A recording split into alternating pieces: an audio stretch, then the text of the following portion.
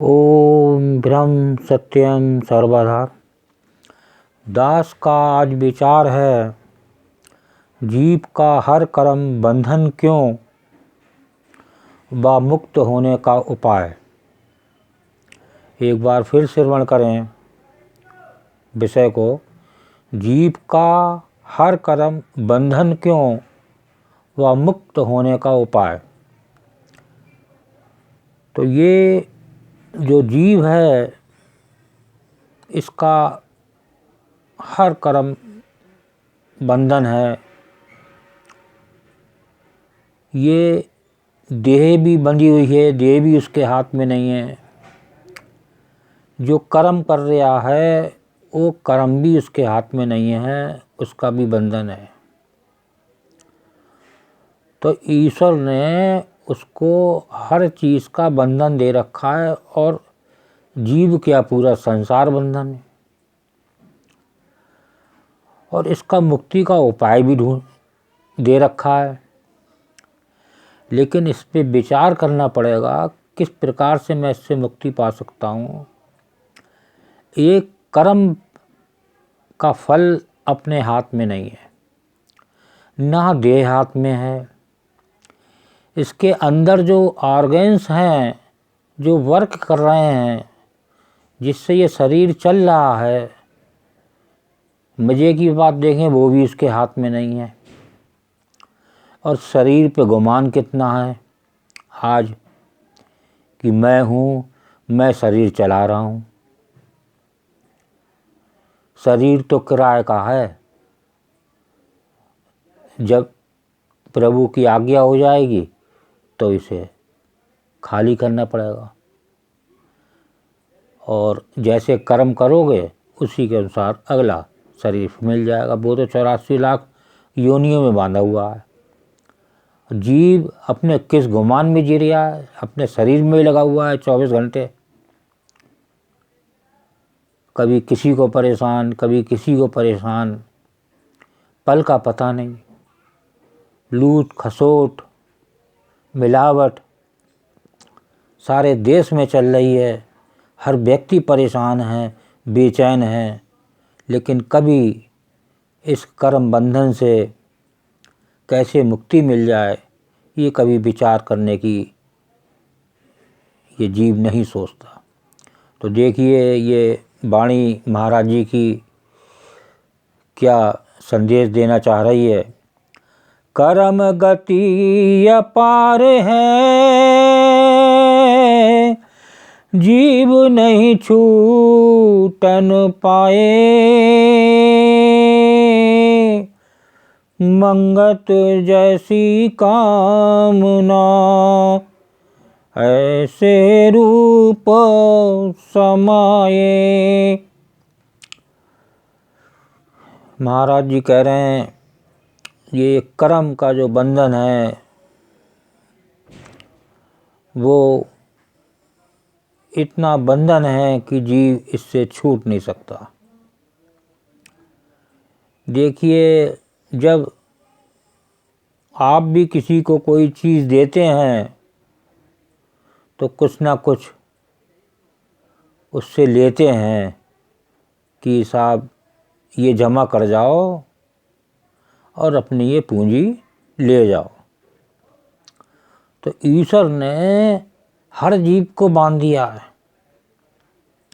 शरीर का अधिकार उसे नहीं दिया।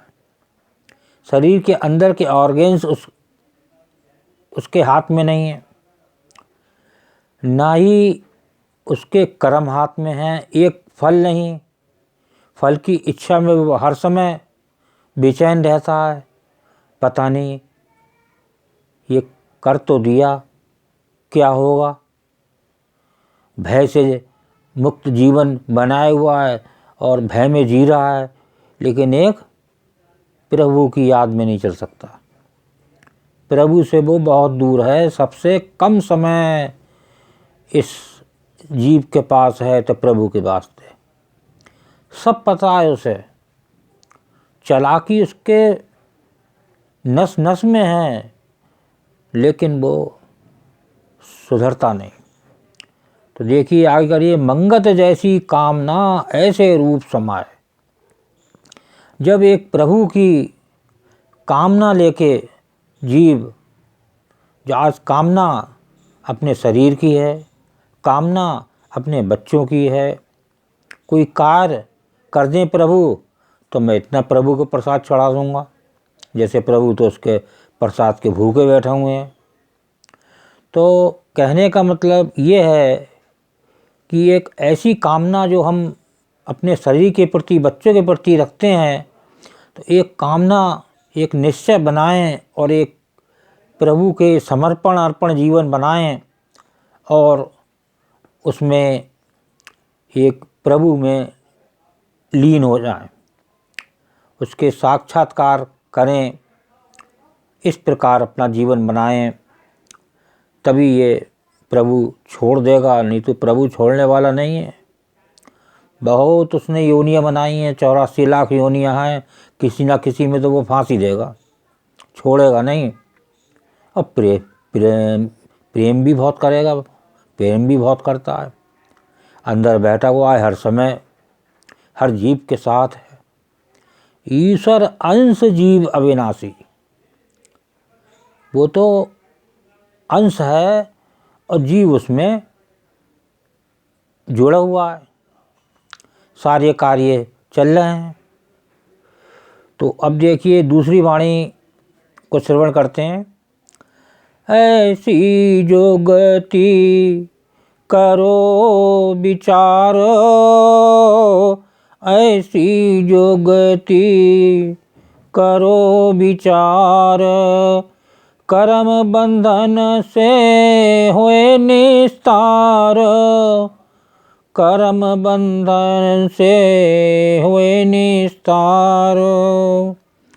इच्छा कर्म भ्रम जीव अधिकाई, इच्छा कर्म भ्रम जीव अधिकाई, एक पलक नहीं धीर लखाई, एक पलक नहीं धीर लखाई। देखिए कर्म बंध से होए निस्तार, इस कर्म बंधन से अगर मुक्ति पाना है तो एक प्रभु की शरण तो लेना ही पड़ेगी। उसका आज विचार कर, कल कर, 10 साल बाद कर और 100 जन्म बाद कर, करना तो पड़ेगा ही। बिना प्रभु छोड़ने वाले नहीं हैं, वो 84 लाख योनियों में घुमाएंगे ही घुमाएंगे। इच्छा कर्म भ्रम जीव अधिकाई, तो जो एक भ्रम है वो उस भ्रम में जीव लगा हुआ है, अपने कर्म किए चले जा रहा है, और वो जो कर्म हो रहे हैं वो ईश्वर के अर्पण होकर नहीं हो रहे हैं, और वो हर पल भी उसको धीरज नहीं मिल सकता, और वो इस संसार से बड़ा दुख, कहना चाहिए परम दुख, और निराश होकर संसार से विदा होगा। कोई उसको छुड़ाने वाला नहीं है। तो देखिए इस पे अब महाराज जी वचन के अनुसार क्या संदेश देना चाह रहे हैं वचनों में। बहुत ही क्लियर, बिल्कुल साफ वचन है वाणी में, लेकिन ये वचन प्रभु के जो भी शास्त्र होते हैं उसके अंदर कुछ ना कुछ माया उसमें जुड़ी होती है।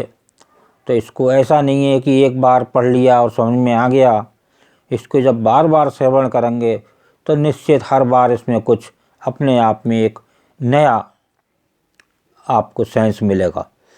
तो देखिए ये ग्रंथ श्री समता विलास महाराज जी की पुस्तक, पेज नंबर 303, 303, वचन नंबर 38। कर्म फल द्वंद्व में हर समय जीव आसक्त रहता है। यानी किसी चीज़ की प्राप्ति में हर ख्यामान होता है और किसी की प्राप्ति में शोकमान। इसी राग द्वेष की अग्नि में हर वक्त जीव अशांत रहता है। क्या बड़े से बड़े ऐश्वर्य वाला, क्या दरिद्री, कंगाल, सबकी मानसिक दशा ऐसे ही अधीर रहती है। यही अनर्थक कल्पना सत्स्वरूप का अनुभव नहीं होने देती, जो हर हालत में समस्वरूप है, जो एक ईश्वर का मार्गदर्शन है, ईश्वर का जो समरूप है, वो उसको अनुभव होने नहीं देती और इस कर्म करा पता नहीं क्या होगा, और इस द्वंद्व में हर समय जीव इसमें आसक्त रहता है, इससे वो छूट ही नहीं पाता और अशांत रहता है। आगे श्रवण करते हैं वचन को, पेज नंबर 304, 304, वचन नंबर 40। कर्म अभिमान ही इस वासना रूपी अंधकार को प्रकट करने वाला है। जब तक कर्म अभिमान नाश न हो जावे तब तक वासना से निवृत्ति नहीं हो सकती। ख्वाए कितने ही उपाय या साधन क्यों ना करे, जिस तरह पल पल बेके जीव में मैं कर्ता को कलपता है और कर्मों में आसक्त होकर दुख व सुख को ग्रहण करता है, एक पलक भी इस अनर्थक वाणी का त्याग नहीं करता। यानी अपना जीवन स्वरूप ही ये कर्तापन बना लिया है, अब बारंबार वासना के चक्कर में भरमता हुआ निथि भयभीत रहता है। देखिए, इस दुख सुख के अजाब से ये जीव छूट ही नहीं सकता। मैं कर्ता हर समय अलपता रहता है कि ये मैंने करा, जबकि उसका कुछ नहीं है। कर्म वो नहीं कर सकता, शरीर वो उसका नहीं है। हर समय अपना इसी में कि देह ये देह मेरी है, कब चली जाए पता नहीं। वो मेरी मेरी करके ही जो है वो इस संसार से विदा हो जाता है। आगे श्रवण करते हैं लास्ट वचन, पेज नंबर 305, 305, वचन नंबर 42, 42।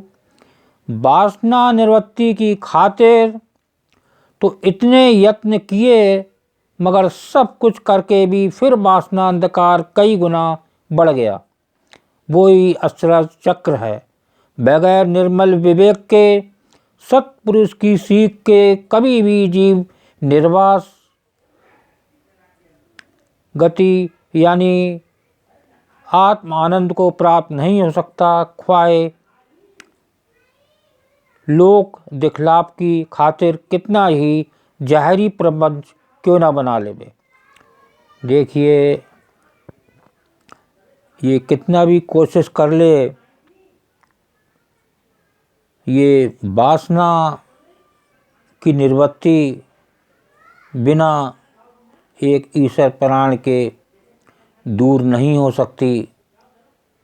उसी प्रकार कोई भी कर्म अगर ईश्वर अर्पण करके ना किया जाए, तब भी वो उस फल की आसक्ति से छूट नहीं सकता, और वो कितना भी जो है कोशिश कर ले, और वो इस 84 लाख योनियों से बचने वाला नहीं।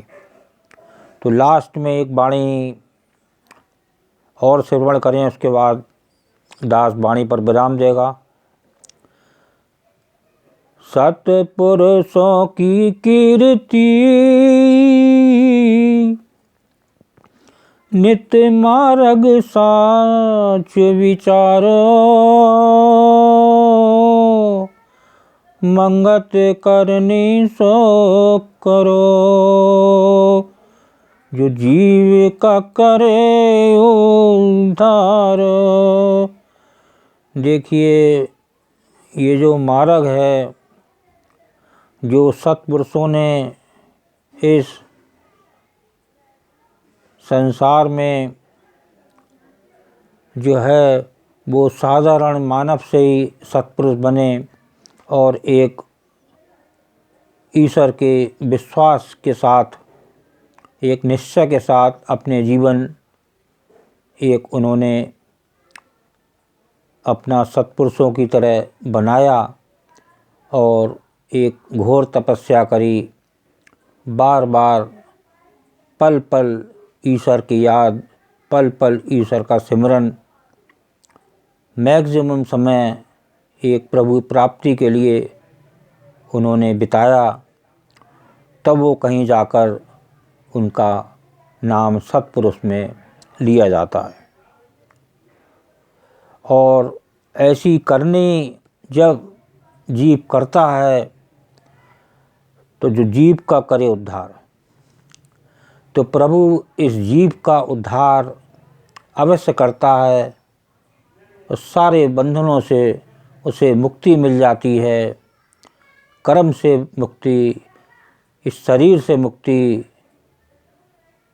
अंदर के ऑर्गेन से मुक्ति, सारे बंधन जो जीव के हैं, जो प्रभु ने इस जीव को बांधा हुआ है और एक सजा के तौर पे 84 लाख योनियाँ उसको दे रखी हैं भटकने के लिए, तो वो सबसे उसको छुटकारा मिल जाता है और वो उस ईश्वर के धाम पहुंच जाता है। ओम ब्रह्म सत्यम सर्वाधार। दास का अगर ये चैनल अच्छा लगा हो तो इसे सब्सक्राइब करें, बेल प्रेस करें, लाइक करें, शेयर करें, ताकि आगे आने वाला वीडियो सर्वप्रथम यूट्यूब में मिले। ब्रह्म सत्यम सर्वाधार।